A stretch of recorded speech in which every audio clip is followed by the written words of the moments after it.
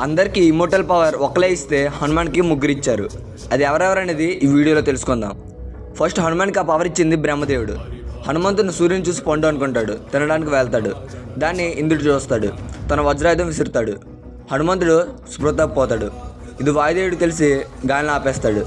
అప్పుడు దేవతలందరూ హడావిడిగా వచ్చి హనుమాన్ని మళ్ళీ నార్మల్గా చేస్తారు. వాయుదేవుడి కోపం తగ్గడానికి శివుడితో పాటు అందరూ హనుమాన్కి చాలా పవర్స్ ఇస్తారు. అప్పుడు వాయుదేవుడి కోపం తగ్గుద్ది. అప్పుడే బ్రహ్మ హనుమాన్కి చిరంజీవిగా ఉండని వరం ఇస్తాడు. హనుమాన్ని ఏ ఆయుధమైన గాయపరిచిద్ది కానీ చంపలేదు. రాముడు ఉంగరం తెచ్చి సీతమ్మకి ఇస్తాడు. అప్పుడు సీతమ్మ ఆనందంలో చిరంజీవిగా ఉండని సెకండ్ టైం ఇమ్మోర్టల్ పవర్ ఇస్తుంది. రాముడు చనిపోయే ముందు హనుమాన్కి థర్డ్ టైం మళ్ళీ అదే ఇమ్మోర్టల్ పవర్ ఇస్తాడు. కల్కి అవతారం వచ్చే వరకు ఈ భూమి మీద ఈ జనాలకి కళ్ళ నుండి ఏ ఆపద రాకుండా చూడని ప్రామిస్ తీసుకుంటాడు. హనుమాన్ మూవీలో చూపించిన ప్రామిస్ అదే.